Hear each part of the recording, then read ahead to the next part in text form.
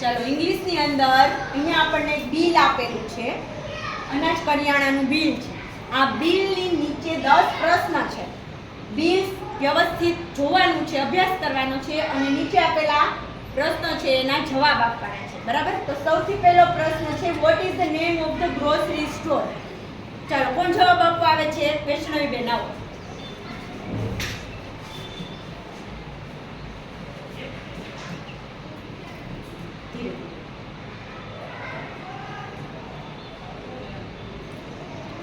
બોલો જવાબ શું છે?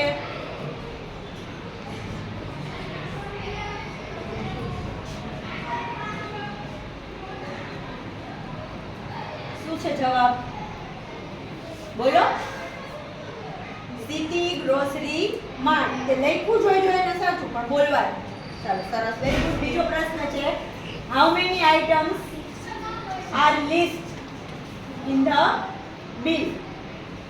બિલની અંદર કેટલી વસ્તુઓ છે એ આપી છે. ચાલો કોણ આવે છે? જયપાલભાઈ. સરસ, ચાલો.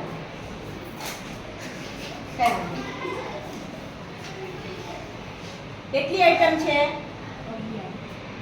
11 ને ઇંગ્લિશમાં શું કહેવાય? 11 આઈટમ્સ. સરસ. કાંઈ ન લખતો આઈટમ. ચાલો ત્યાર પછી ત્રીજો પ્રશ્ન છે, what is the quantity of basmati rice maintain in the bill? કોણ આવે છે? આયસાબેન. ચાલો કર. બીજા બધા જોવે કે બિલ પ્રમાણે સાચો લખે છે. 5 kg, 5 kg નહીં 5 kg. Very good. ચાલો ત્યાર પછી છે, what is the unit price of the sunflower oil? કોણ આવે છે? વિરાજભાઈ. સરસ. ચાલો બધાએ બિલમાં જોવાનું છે કે સાચો લખે છે કે નહીં. ખોટો લખે તો આ તમારે વચ્ચે બોલવાનું. કેટલા લેખા? 637.5 ઇંગ્લિશમાં બોલવાનું. બરાબર? સરસ. 637.5 રૂપીસ એમ બોલવાનું. ચાલો ત્યાર પછી છે, which is the cheapest item according to bill? કોણ આવે છે? તાનિયાબેન. સરસ. ચાલો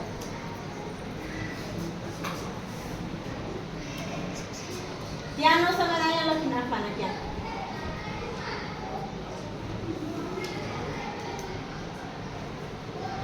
શું લખો? wheat flour. સરસ, વેરી ગુડ. ચાલો ત્યાર પછી છે, which is the most expensive among all? આ બધામાંથી એક્સપેન્સિવ. ચાલો મેહુલભાઈ. સરસ.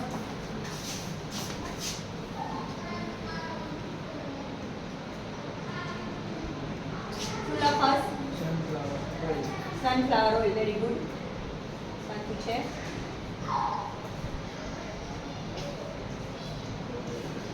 સરસ, વેરી ગુડ. ચાલો ત્યાર પછી છે, how many packet of biscuits were પરચેસ્ડ?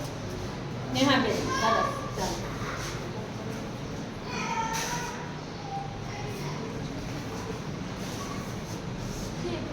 3 packs. સરસ, વેરી ગુડ. ચાલો ત્યાર પછી છે, what is the weight of wheat flour? Maintain the list.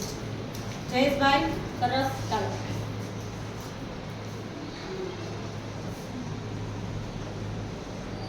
કેટલા લખ્યા? 2 kg. Very good. સરસ. ચાલો ત્યાર પછી પ્રશ્ન છે, how much is the tax amount added to the subtotal? Bhumikaben. સરસ.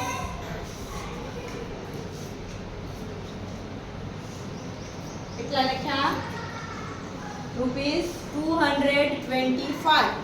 બરાબર. ચાલો ત્યાર પછી, what is the final grand total of the bill? Dikshitbhai.